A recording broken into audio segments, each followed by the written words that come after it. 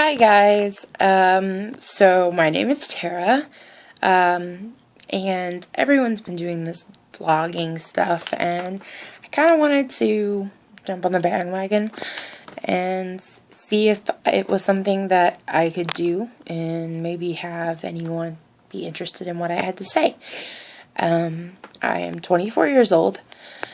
I have lived in many places. I was an army brat. I guess should start with kind of telling you a little bit about me. One thing that is pretty kind of defines me in a way. So I have a rare condition called dysautonomia.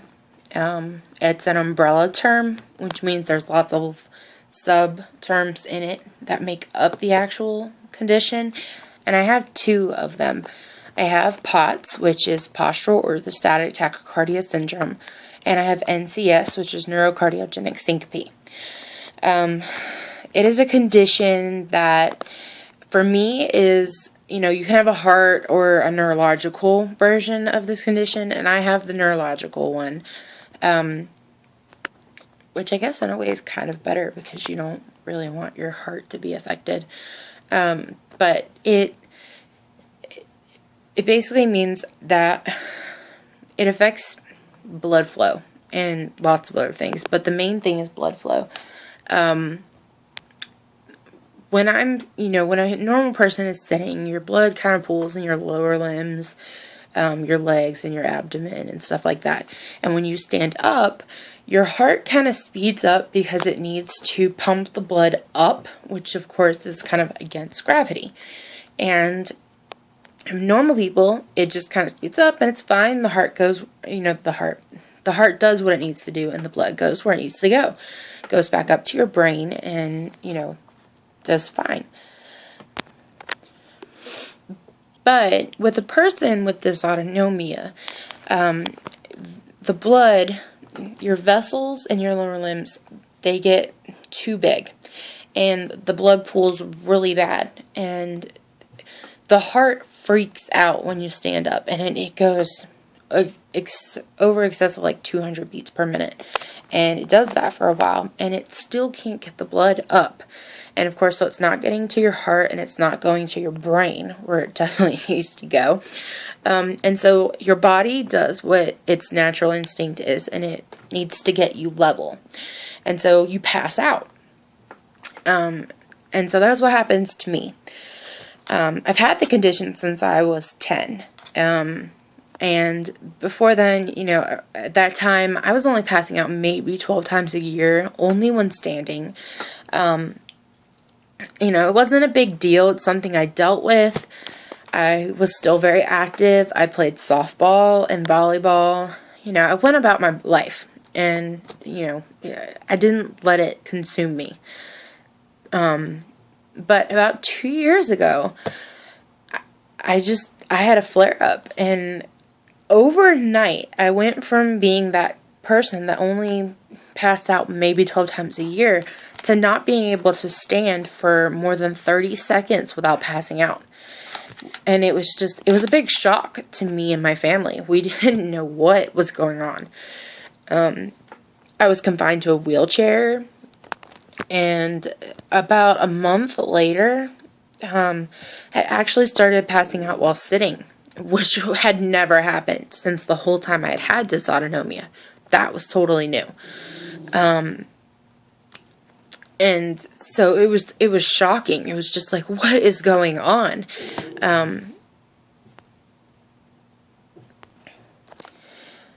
But it's something that can happen, and so we went to doctors. We tried to figure out what was going on.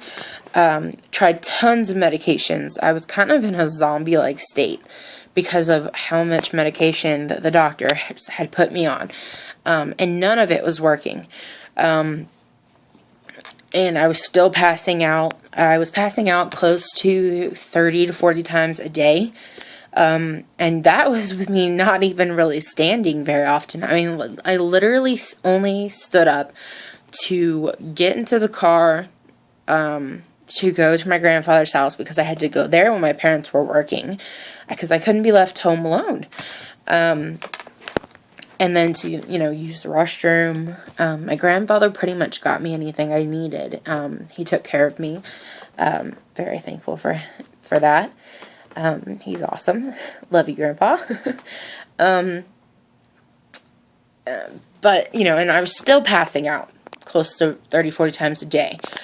And the doctors couldn't figure it out. They didn't know what to do. And I ended up being, sent to Mayo Clinic down in Florida. And they still couldn't figure it out. They didn't know why I wasn't responding to medication and why nothing worked. And they still don't know. They actually said, there's nothing left for us to try. You could try going to one of the experimental trials they have going on, which for me would not be a good idea because I tend to be that, only 1% of the people who do this, get these weird side effects. That's me. So trying the experimental treatment is not something I was interested in. So I'm still just kind of waiting and, we just hoping that something comes up. Unfortunately, astronauts are coming back from space and they're being diagnosed with dysautonomia. And it's a horrible thing that they're having this happen to them.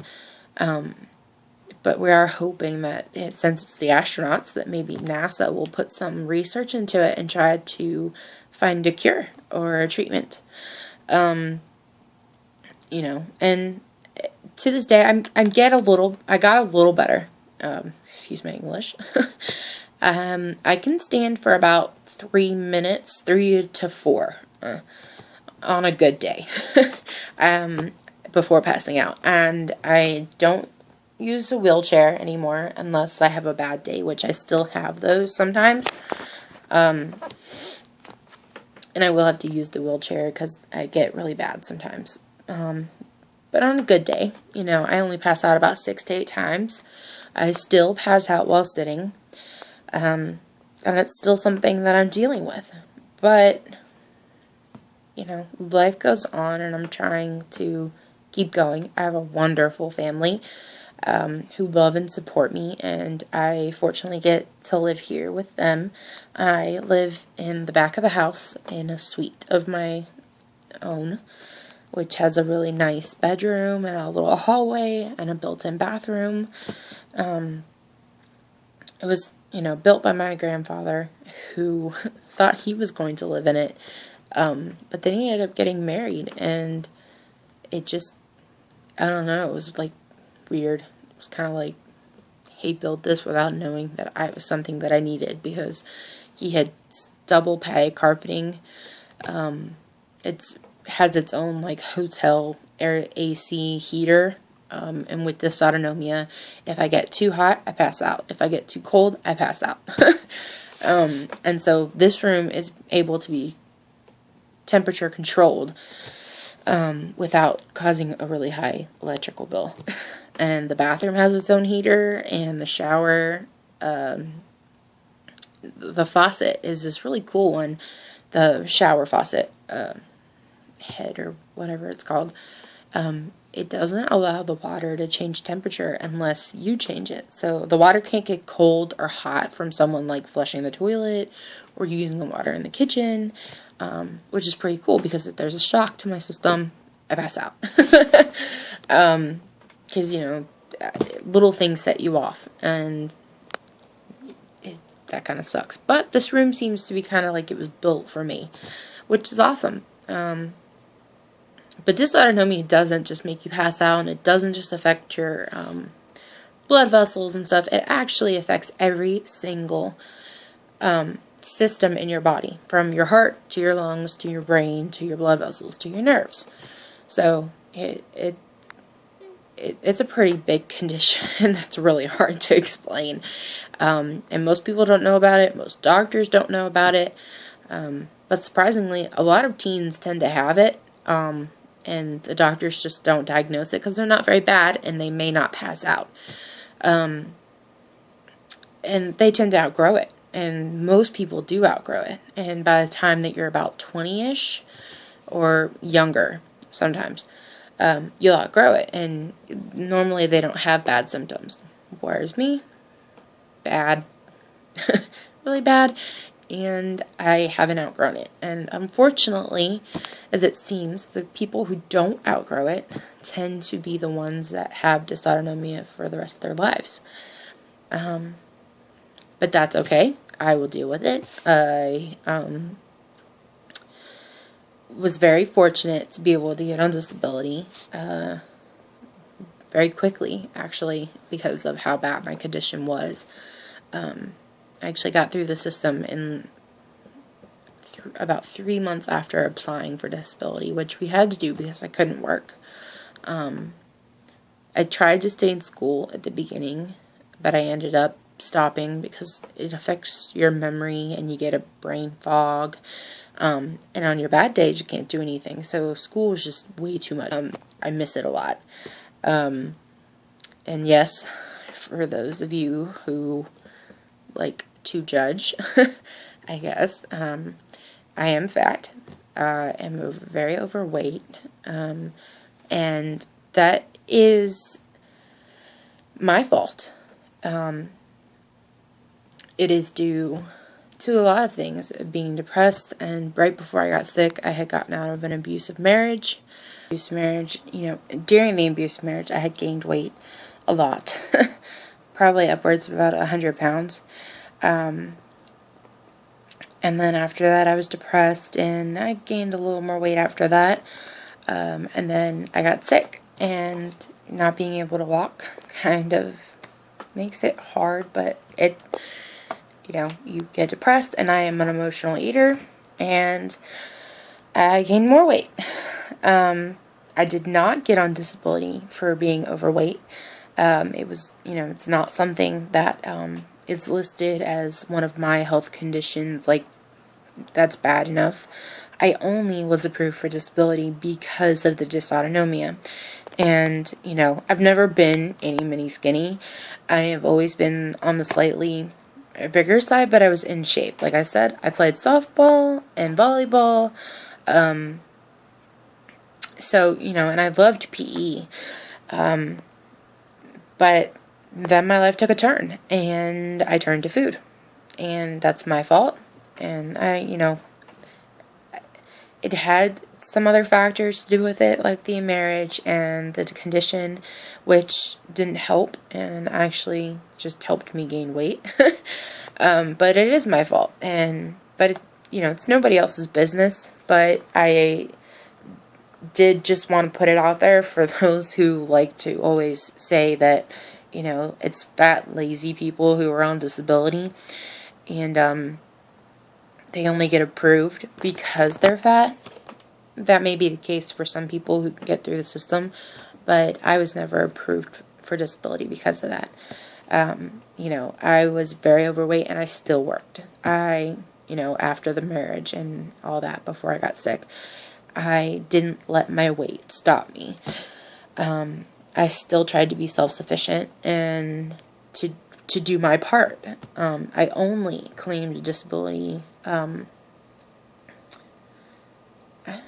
want to say it was about 6 months after being sick, having the big flare-up, because we realized when we were told that the condition will probably be for the rest of my life.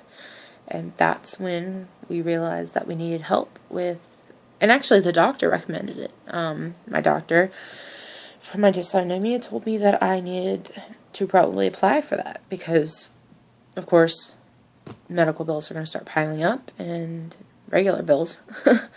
And I didn't want to be even more of a burden on my parents. So I got disability. And so I just wanted to kind of put that out there. I know some of you won't believe me, and some will still judge, but I'm fat. Get over it. I'm not using the system, and that's the end of that. I don't want to get too much into that, and I hope you have a very blessed day, and yeah, that's it. Thank you so much for watching.